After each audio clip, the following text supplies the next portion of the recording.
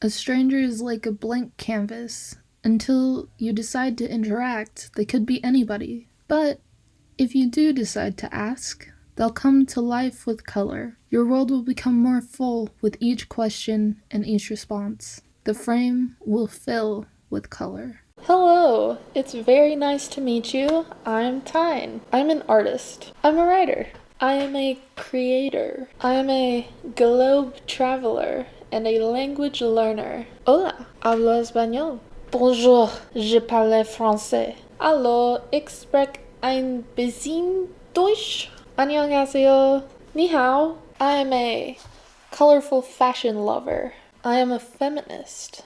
I am a Nevadan. I'm also a blonde, which is new. So now that we've added some color to this canvas, and now that we know each other on a surface level, I really want to let you get to know me even deeper today, because there are really some stories that are only told once you have that surface of personality to a person. So I wanted to make sure that we were acquainted before I revealed the depths of my soul to you. The rest of this video is going to be about those identities that I think we more often actually associate with the word identity. These are the harder questions, deeper contemplations that have to happen when you as a person are asking yourself, who am I? But I hope even as we move forward, you'll remember that no person should be reduced to a label. And so I'm hoping that you'll keep in mind all of those things I just told you that I am, even as I get into those labels I identify with or I fall under within the LGBTQ plus community. Because people are complicated. People are complex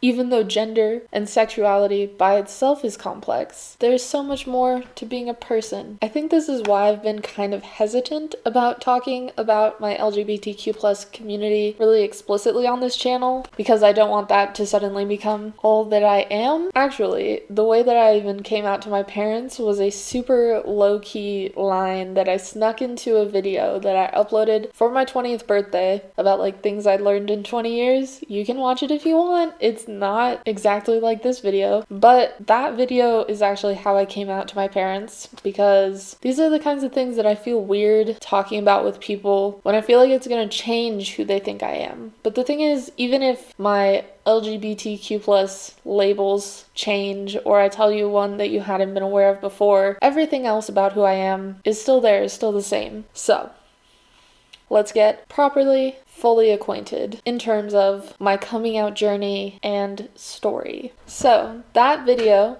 that I mentioned had my coming out statement as bisexual, which is sort of the first LGBTQ plus identity that I really found that I felt really fit me. And so in honor of that, I'm going to add a tiny bit more color for this first phase of storytelling. So basically, being bisexual, I think, is one of the harder LGBT identities to realize that you are. Specifically because when I was younger, I think I just assumed that because I definitely had crushes on boys, that I was just normal. I was just straight. I think especially part of the reason that this revelation didn't come to the surface during high school even is because I dated a boy from the time when I was 15, about to turn 16, all the way until half a year past my 18th birthday. The very formative years. And during that time, I was discovering the extent and manifestation of my attraction to men. But then I went to college and I happened to become friends with a lot of people who were out and very proud of being not straight. And they would ask me like, oh, so are you straight? Do you think you'd ever like be interested in a girl? And I realized somebody had actually asked me this question once in my junior year of high school, and I'd said like, oh, I don't know, I guess like maybe I could be into a girl, but I've literally just brushed it off and hadn't thought about it any further. So when this first happened at college, I kind of remembered that, and I was like, you know, maybe I should think a little bit more about why my automatic response was like, oh, I think I could be into a girl, I don't know. And I did this thing, which I think is really common, especially for bisexuals, but anyone sort of coming out to themselves and realizing realizing their identity. A common thing is to reflect back on your past and sort of like spot the gay behavior in your younger self that you just didn't recognize. And I've realized that I have actually had crushes on girls since elementary school, just as much as I have had crushes on boys since elementary school. I think they were a little less common, and I think part of the reason I didn't realize is just because it was okay and normal to like talk about your crushes on boys. So that's what I just really registered in my brain, whereas people didn't ask if you had crushes on girls, it was almost assumed that you wouldn't. And so because it was never spoken about, I just never really recognized it as a real thing that was happening. I linked in my script a video, and I have in all caps, but I really should have realized that I was gay when I was obsessed with this video in high school, and I just remembered what it is. It's the Lady Gaga You and I music video, where Lady Gaga dresses up or cross-dresses as a man as one of the main characters in the video, and this video, I was like beyond obsessed with it, but I couldn't articulate why it made me feel so much. And I think it's definitely because I was attracted to both versions of Lady Gaga, but seeing Lady Gaga dressed as a guy kind of like probably helped me realize how attracted I was. There are all of those signs. So during this time when I was realizing these things, I did a lot of questioning myself though, in that I doubted whether I really had those crushes or if I was just making them up retroactively, basically just invalidating my suspected identity. This went on for a long time. Just the sort of thoughts turning in my head is like, I would think, I'm definitely gay because I did this and this happened. And then I'll be like, no, you're just projecting gayness onto that. It's not really there. And like around and around and around. And that happened mostly during my first year of college. But you'll notice the video with my coming out is from the second semester of my second year of college, which is because it really took until like the beginning of the second year for me to feel really comfortable even just saying to my friends that I was bi and like not feeling like I was forcing that or saying that without being confident about it. And then once I had really sat with that within myself and then within my friend group is when I felt comfortable saying it in a place that anyone in my life would be able to see, and even people not in my life, but like my channel is tiny, you can see. I wasn't too worried about strangers on the internet. And so by the time that I was 20, I was pretty fully out as bisexual, but I still wasn't totally done with my questioning. I think I had kind of accepted along a similar timeline, but with less resistance. I think because of just the nature of the identities, that I was also demisexual or gray sexual. I had kind of adapted at certain points, telling people that I was basically asexual because of how much I didn't experience sexual attraction. And I really only developed like romantic crushes and like even with people that I had a crush on, I would not be interested in like anything sexual with them. Like that was like actively to me. The most I would be like, "Aw, I wish," with a crush would be like, "Aw, I wish we could cuddle."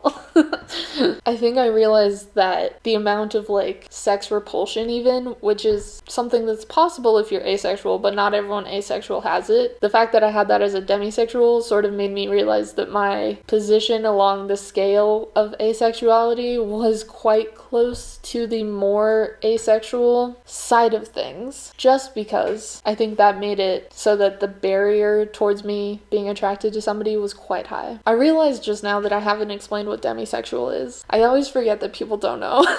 Being demisexual just means that you don't experience sexual attraction unless you have an existing emotional connection to somebody. For some people, this means that you can be sexually attracted to just somebody when you're friends. For me, it meant that I couldn't feel sexual attraction without there being like a deep romantic relationship. This also helped me figure out my bisexuality and helped me stop invalidating my bisexuality, because the fact that I had never had anything romantic happen with a girl meant that I hadn't ever been fully sexually attracted to a girl or a woman, because I had only had like those romantic crushes. So between those two identities coming out and me feeling fairly confident with them, there had been an underlying sort of me kind of super low-key questioning my gender. This started during the sort of bisexuality questioning phase. The gender questioning really peaked in the third year of college for me, and you can see that in the sort of content that I made around that time. I made a haul of like androgynous clothing. I also did dress very masculine and almost like boyish a lot of the time during the fall semester of my third year. And with this, I discovered a few interesting things in how I felt when I dressed very masculine, and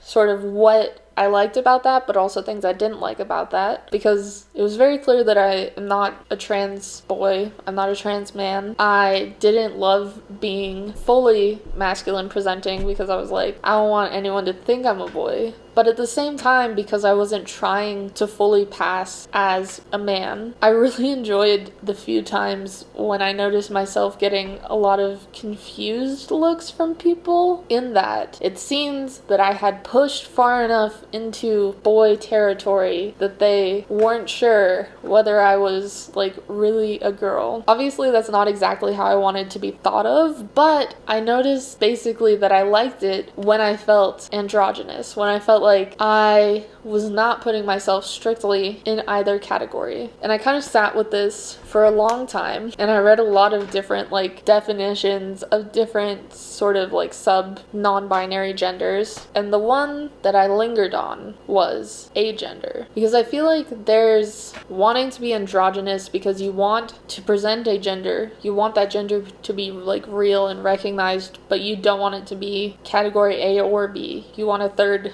category of like gender. Whereas I felt more like comfortable when I was away from both categories and not really leaning into a third one. If that's a way that makes sense of explaining it, I hope. That wasn't a sentence.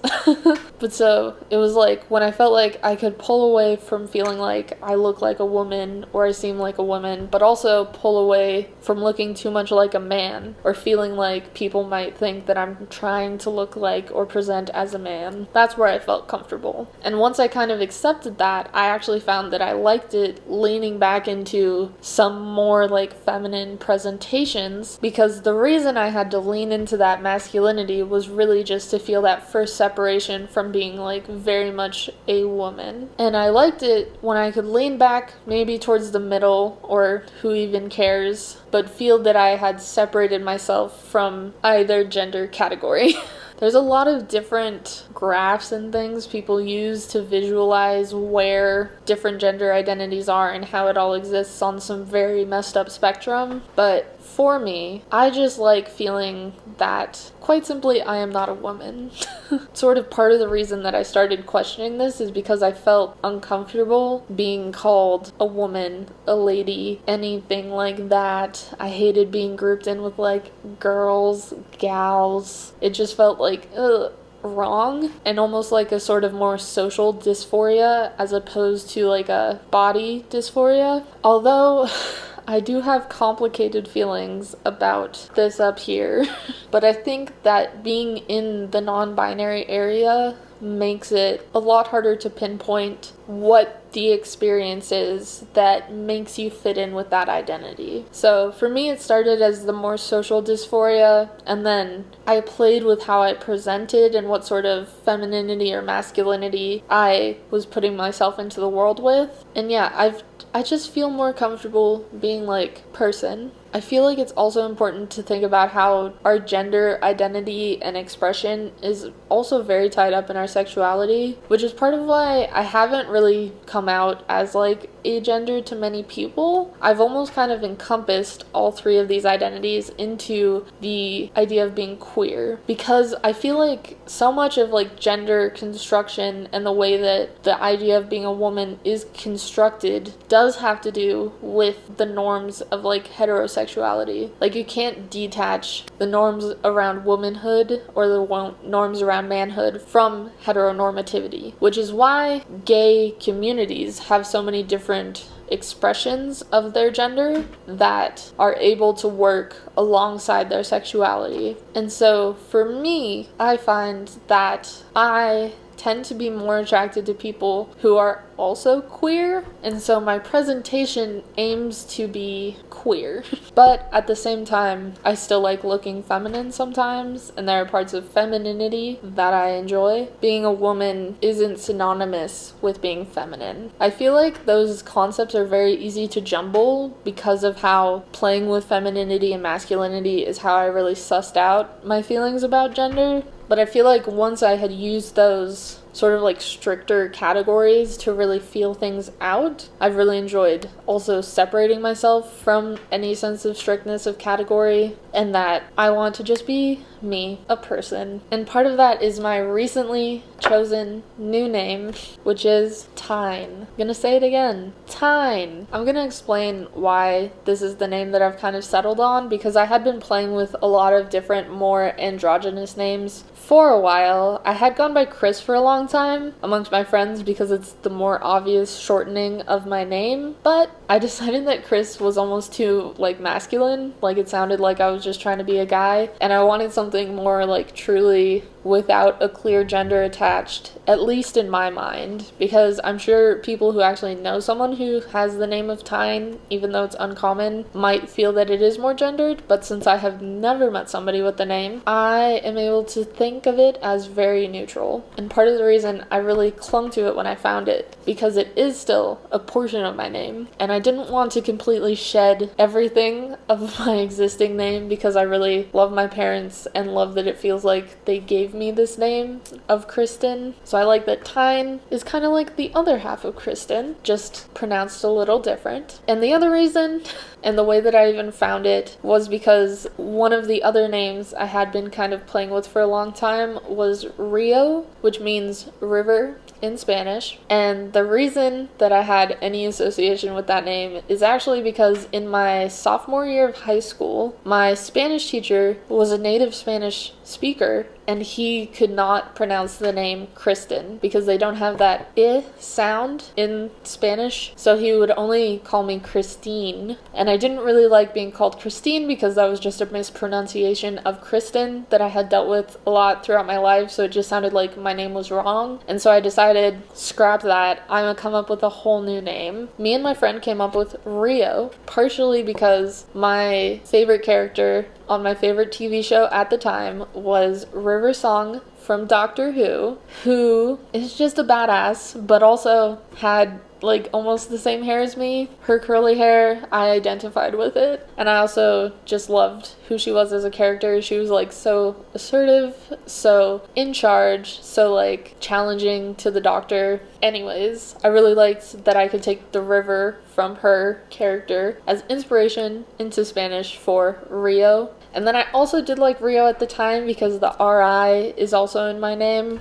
But since I had considered starting to use Rio, since it was a name that I considered asking my friends to use back when I was in like the second year of college and sort of playing with this idea of like, what is gender? Is because it almost felt kind of like a cultural appropriation to take a name in Spanish when I am not at all Latino or Hispanic in any way, shape, or form. So the way that I came across the name Tyne is because I had once again dove into the baby name lists, as all trans people do, and I was looking at other names that meant river, and I found Tyne as a name that meant river because it is a river in England. So that gets rid of the whole cultural appropriation, misidentification issue, and it looks like the second half of my name, and I was just immediately obsessed. And I told a couple of my closest friends, and they started referring to me as that, and yeah, it felt comfortable, and I just loved the idea of the name. So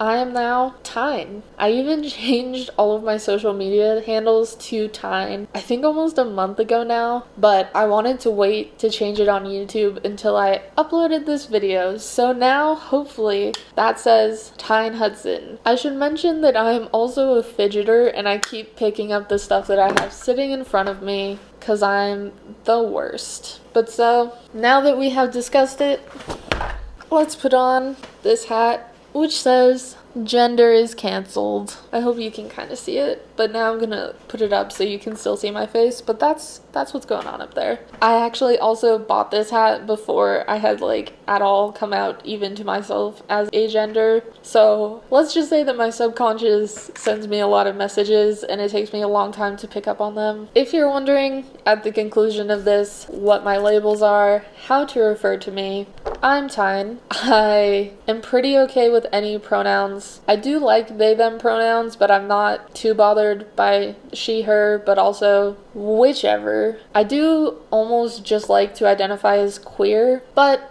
if people are curious about the specifics, I will give them bisexual, demisexual, agender, but usually when I'm talking about gender with people, I just say NA. Does not exist. Absolutely not.